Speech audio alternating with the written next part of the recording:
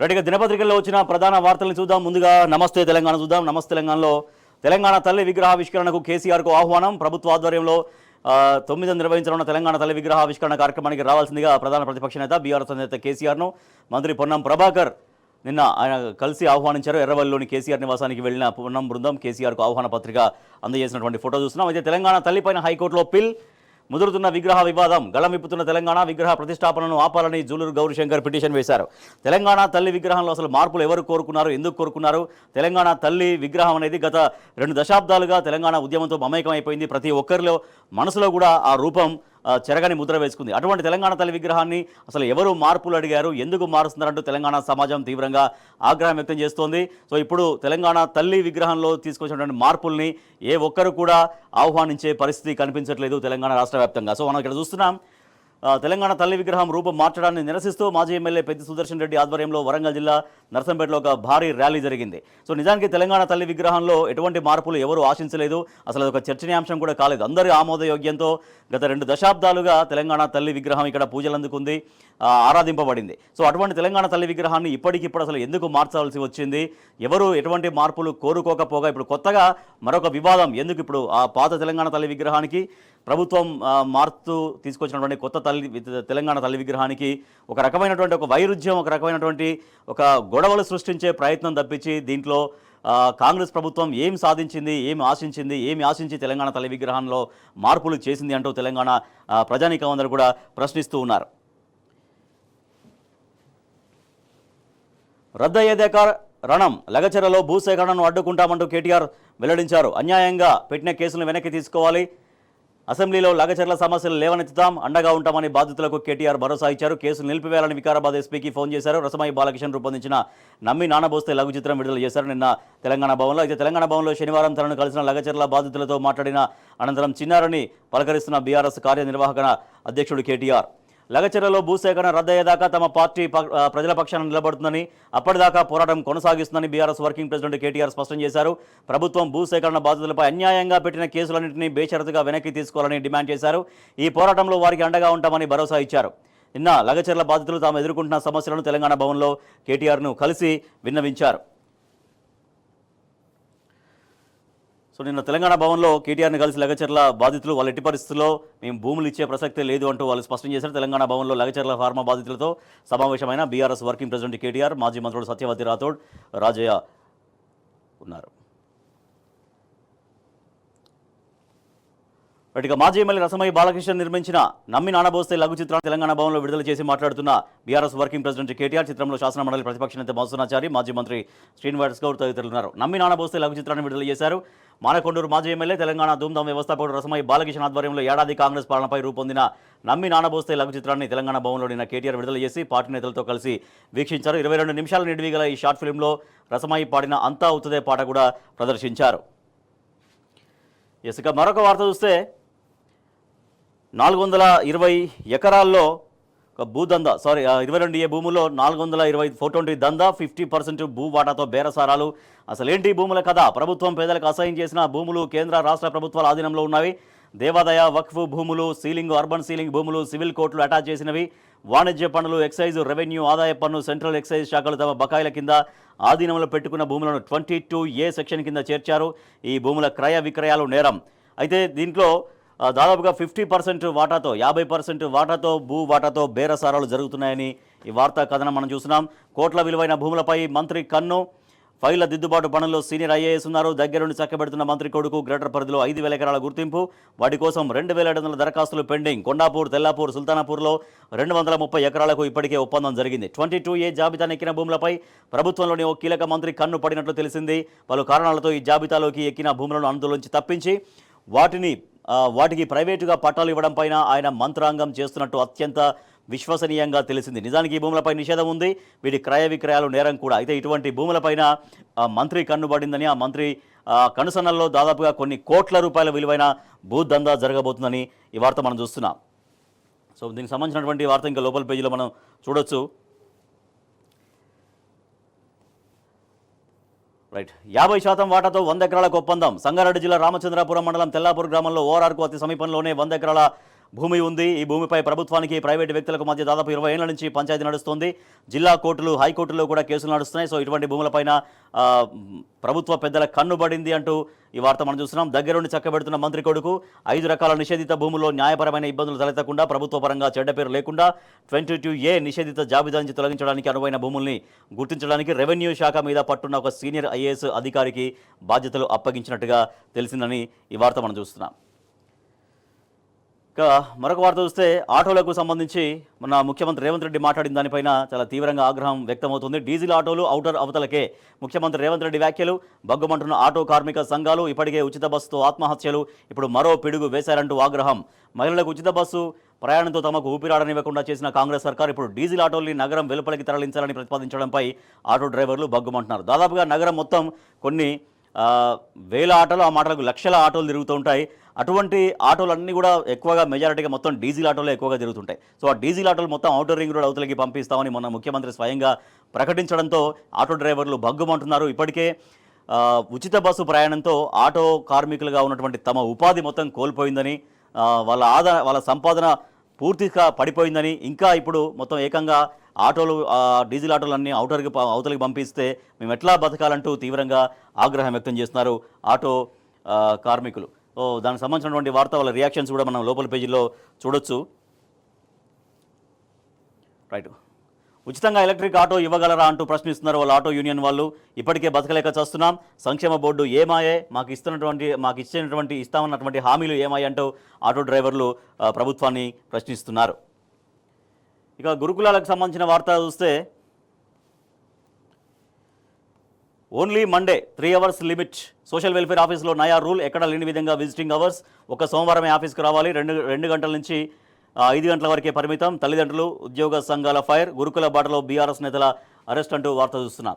So గురుకులాల్లో only Monday and 3 hours limit అని కొత్త రూల్ తీసుకొస్తున్నటువంటి వార్త చూస్తున్నాం. సోషల్ వెల్ఫేర్ ఆఫీస్లో నయా రూల్. ఎక్కడ లేని విధంగా విజిటింగ్ అవర్స్. ఒక్క సోమవారమే ఆఫీస్కి రావాలి. 2 నుంచి 5 గంటల వరకే పరిమితం. తల్లిదండ్రులు, ఉద్యోగాల సంఘాల ఫైర్. తెలంగాణ సోషల్ వెల్ఫేర్ గురుకుల విద్యాలయ సంస్థ కార్యాలయంలో, మరే సొసైటీలో, మరే ప్రభుత్వ కార్యాలయంలో లేని కొత్త నిబంధనలు అమలవుతున్నాయి. విజిటింగ్ అవర్స్ను మార్చి కేవలం సోమవారం ఒక్కరోజే పరిమితం చేశారు. అది కూడా మధ్యాహ్నం 2 గంటల నుంచి 5 గంటల మధ్య మాత్రమే అవకాశం ఇస్తుండడం తీవ్ర చర్చనీయాంశంగా మారింది. ఉద్యోగులు ఉలకరు పలకరు. సోమవారం కాకుండా మరో రోజున ఎన్నో వ్యయ ప్రయాసాలు కోర్చి సమస్యలు చెప్పుకుందామని ఎంతో ఆశతో వచ్చిన ప్రధాన కార్యాలయ ఉద్యోగులు కనీసం స్పందించడం లేదంటూ విద్యార్థి, ఉద్యోగ సంఘాల నేతలు మండిపడుతున్నారు. ఏ సొసైటీలో లేని విధంగా ఆంక్షలు విధించడం ఏమిటంటూ వాళ్ళు ప్రశ్నిస్తున్నారు. విద్యార్థి ఆత్మహత్యా యత్నం. సీనియర్లు వేధిస్తున్నారంటూ మనస్తాపం. పురుగులన్నం పెడుతున్నారని విద్యార్థుల ఆరోపణ. బాధ్యతలపై చర్యలు తీసుకోవాలని NTVS డిమాండ్. మహబూబాబాద్ జిల్లా గూడూరు CHCలో చికిత్స పొందుతున్న రుత్విక్ విద్యార్థుల్ని విచారిస్తున్న SI.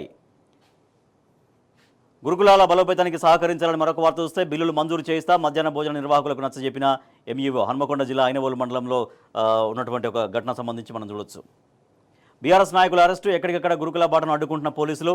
కామారెడ్డి జిల్లా నస్రులాబాద్లో బీఆర్ఎస్ నాయకుల్ని అరెస్ట్ చేసినటువంటి పోలీసులు అంటూ వార్త వస్తున్నాయి. ఇప్పటికే గురుకులాల బాట పట్టింది. గురుకులాల్లో విద్యార్థులు ఆత్మహత్యల బాట పడుతున్నారు. వాళ్ళు కలుషితమైన ఆహారం తిని, నాణ్యమైన ఆహారం లేకపోవడంతో ఒక కలుషితమైన ఆహారం తినడం వల్ల చాలామంది విద్యార్థులు అస్వస్థత పాలవుతున్నారు. వాళ్ళందరికీ అసలు ఏం జరుగుతుంది గురుకులాల్లో అని తెలుసుకోవడం కోసం బీఆర్ఎస్ పార్టీ గురుకుల బాట పట్టింది. రాష్ట్ర వ్యాప్తంగా గురుకుల బాటను అన్ని చోట్ల కూడా అడ్డుకుంటున్నటువంటి పరిస్థితి కనిపిస్తుంది. దీనిపైన బీఆర్ఎస్ తీవ్రంగా ఆగ్రహం వ్యక్తం చేస్తోంది. నిజంగా ఎటువంటి సమస్యలు లేకపోతే మమ్మల్ని ఎందుకు గురుకులాలకి సందర్శనకు ఒప్పుకోవట్లేరు, ఎందుకు మమ్మల్ని అడ్డుకుంటారంటూ బీఆర్ఎస్ పార్టీ ఆగ్రహం వ్యక్తం చేస్తుంది. మరొక వార్త మనం చూస్తున్నాం. వద్దంటే ఫ్రీ బస్సు బంద్ చేస్తాం. ప్రశ్నించిన మహిళపై మంత్రి శ్రీధర్బాబు తీవ్ర అసహనం. మిగతా హామీలు 2 ఏళ్లలో పూర్తి చేస్తామంటూ మంత్రి శ్రీధర్బాబు పేర్కొన్నారు. అంటే ఫ్రీ బస్సు పెట్టారు కానీ చాలా ఇబ్బందులు పడుతున్నాం. దాంట్లో బస్సుల సౌకర్యాలు లేక ఎంతో వెయిట్ చేస్తే కానీ ఒక్కొక్క బస్సు కూడా రావట్లేదు. ఆ బస్సు మీరు పెట్టేం లాభం, పెట్టకేం లాభం అంటూ మహిళ అడిగితే వద్దంటే అసలు టోటల్గా ఫ్రీ బస్సే బంద్ చేస్తామంటూ శ్రీధర్బాబు మాట్లాడినటువంటి మాటలు ఇక్కడ మనకు కనిపిస్తున్నాయి. చేయని రుణమాఫీనే అడుగుతారా, చేసిన దాన్ని ప్రచారం చేయరా? 2 లక్షల రుణమాఫీ, 2 లక్షల పైన రుణమాఫీపై కాంగ్రెస్ నేతల ప్రశ్నలపైన ఎమ్మెల్యే రాజేష్ రెడ్డి ఆగ్రహం వ్యక్తం చేస్తున్నారు. స్వయంగా కాంగ్రెస్ పార్టీ వాళ్ళు అడుగుతున్నారు. రుణమాఫీ విషయం ఇంకా చాలామందికి అవ్వలేదు, 2 లక్షల పైన ఉన్న వాళ్ళ మాట ఏంటి అంటే చేసిన దాని గురించే మాట్లాడండి, చేయని దాని గురించి ఎందుకంటూ స్వయంగా కాంగ్రెస్ ఎమ్మెల్యేలే మాట్లాడుతున్న పరిస్థితి మనం ఇక్కడ చూస్తున్నాం. పెంపు గోరంతా, ప్రచారం కొండంతా. హోంగార్డుల DA పెంపు కేవలం 79 రూపాయలు, 1000 రూపాయలు పెంచినట్టుగా సర్కారు ప్రచారం. వీక్లీ పరేడ్ అలవెన్స్ పెంపు కూడా 100 రూపాయలు అంటూ ఈ వార్త మనం చూస్తున్నాం. లోపల పేజీలో దీనికి సంబంధించినటువంటి పూర్తి వివరాలు మనం చూద్దాం.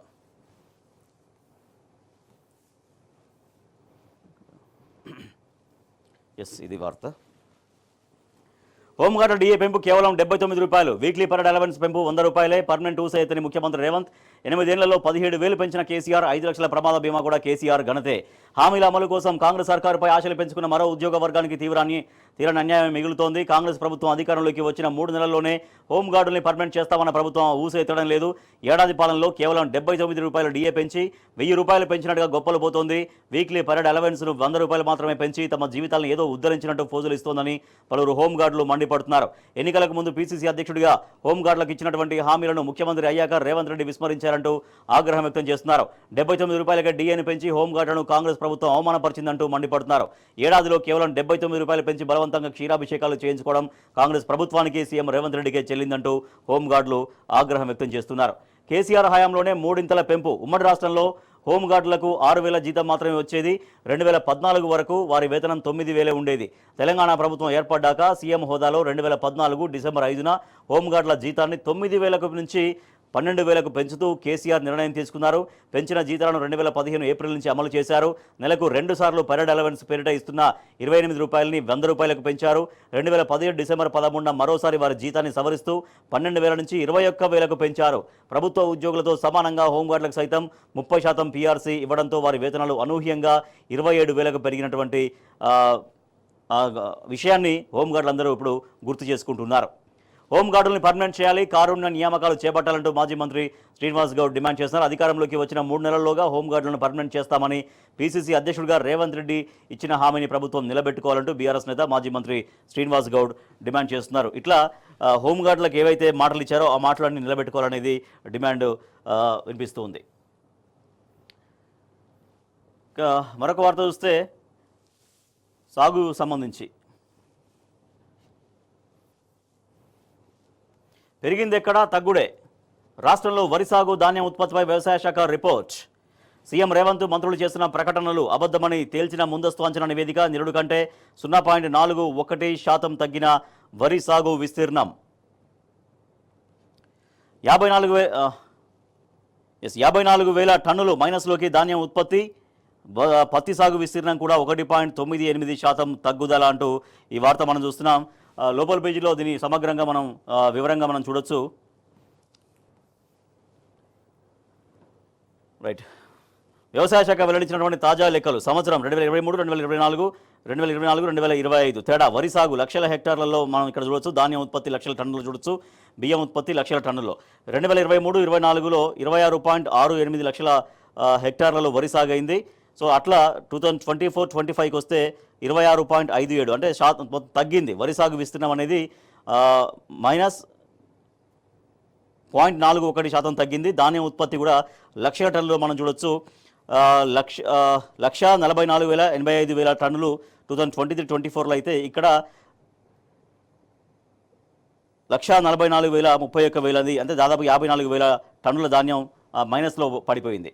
బీఆర్ఎస్పై బురదల్లే ప్రయత్నం. కాళేశ్వరం నీళ్లు లేకున్నా గత సంవత్సరంతో పోలిస్తే రికార్డు స్థాయిలో 153 లక్షల టన్నుల ధాన్యం ఉత్పత్తి జరిగిందని, ఇది తెలంగాణ చరిత్రలోనే అత్యధికమని సీఎం రేవంత్ రెడ్డి, పౌర సరఫరాల శాఖ మంత్రి ఉత్తమ్ కుమార్ రెడ్డి, ఇతర మంత్రులు చెబుతున్నారు. గత ఏడాది వానాకాలం సాగు సమయంలో బీఆర్ఎస్ ప్రభుత్వం అధికారంలో ఉండగా ఇప్పుడు కాంగ్రెస్ అధికారంలో ఉంది. ఈ నేపథ్యంలో ఈసారి అధిక ధాన్యం ఉత్పత్తి అయినట్టు ప్రచారం చేయడం ద్వారా గత బీఆర్ఎస్ సర్కార్ వైఫల్యం చెందిందని, ప్రజల్లోకి తీసుకెళ్లొచ్చని ప్రభుత్వ పెద్దలు భావించినట్లు స్పష్టమవుతుంది. అసలు ఈ నేపథ్యంలోని వరి సాగు విస్తీర్ణం, ధాన్యం ఉత్పత్తి తగ్గినా వివిధ సభల్లో తప్పుడు లెక్కలు చెబుతున్నారంటూ ఈ వార్త మనం చూస్తున్నాం. వాస్తవానికి విస్తీర్ణం తగ్గింది, ఉత్పత్తి తగ్గింది, కానీ ఎక్కువగా పెంచి చెప్తున్నటువంటి విధానం అనేది మనకు కనిపిస్తోంది. మరొక వార్త చూస్తే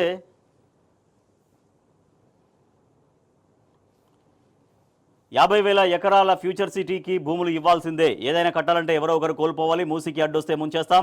సంక్రాంతి తర్వాత రైతు భరోసా." నల్గొండ బహిరంగ సభలో ముఖ్యమంత్రి రేవంత్ రెడ్డి. రాజగోపాల్ రెడ్డి డుమా. జనాలు లేక సభ అట్టర్ ఫ్లాప్ అంటూ వార్త చూస్తున్నాం. సీఎం రేవంత్ రెడ్డి మాట్లాడుతుండగానే జనం వెళ్ళిపోతున్నటువంటి ఫోటో మనం చూడొచ్చు. ఇక రాజగోపాల్ రెడ్డి డుమ్మా. నల్గొండ సభకు మునుగోడు ఎమ్మెల్యే రాజగోపాల్ రెడ్డి డుమ్మా కొట్టారు. మంత్రి పదవి ఇవ్వలేదనే అసంతృప్తితోనే కాంగ్రెస్ ప్రభుత్వ కార్యక్రమాలకు దూరంగా ఉంటున్నారంటూ జిల్లాలో చర్చ సాగుతోంది.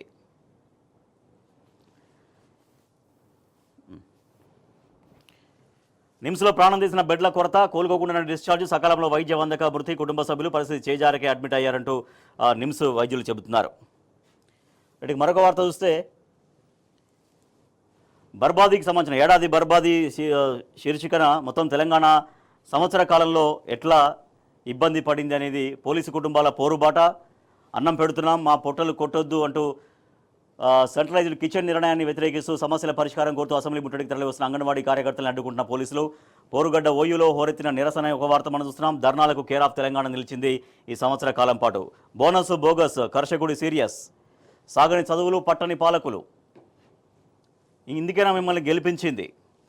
కాంగ్రెస్ సర్కార్ నిర్లక్ష్యం, ఆర్టిజన్స్ ఆగ్రహం, దామగుండం దక్కించుకుందాం, అభివృద్ధి కోసం అప్పులు, మాజీ సర్పంచ్ల తిప్పలు, ఆశాజీవుల ఆందోళన బాట, వసతులు కల్పించాల్సిందే, నమ్మకం నేలపాలు, గొంతెత్తిన విద్యార్థి లోకం, రోడ్డెక్కిన అంగన్వాడీలు. ఇట్లా సంవత్సర కాలంగా ధర్నాలతో దద్దరిల్లింది తెలంగాణ అంటూ అన్ని రకాల సమస్యలకు సంబంధించినటువంటి దానికి అద్దం పడుతోంది ఇవి. రైట్, ఇక మరొక వార్త చూస్తే ఘనంగా మాజీ ఎంపీ సంతోష్ బర్త్డే. వెంగళరావు పార్కులో విద్యార్థులతో కలిసి గ్రీన్ ఇండియా ఛాలెంజ్లో ఆయన పాల్గొన్నారు. జూబ్లీహిల్స్ వెంకటేశ్వరుడి సన్నిధిలో పూజలు చేశారు. కేటీఆర్, కవితతో పాటుగా పలువురు శుభాకాంక్షలు అందించారు. తన పుట్టినరోజు సందర్భంగా బంజారాహిల్స్ నందినగర్లో కేటీఆర్ను కలిసిన మాజీ ఎంపీ జోగినపల్లి సంతోష్ కుమార్. మిగతా వార్తలు చూస్తే Telangana today. BRS a beacon of hope for people. As party enters 25th year, KTR reflects on its journey, says it stood by people despite setbacks అంటూ ఈ వార్త మనం చూస్తున్నాం. రైట్, ఇవి దినపత్రికల్లో వచ్చినటువంటి ప్రధాన వార్తలు. వీటికి సంబంధించి వార్తలు, వాస్తవాలు చర్చలోకి వెళ్దాం.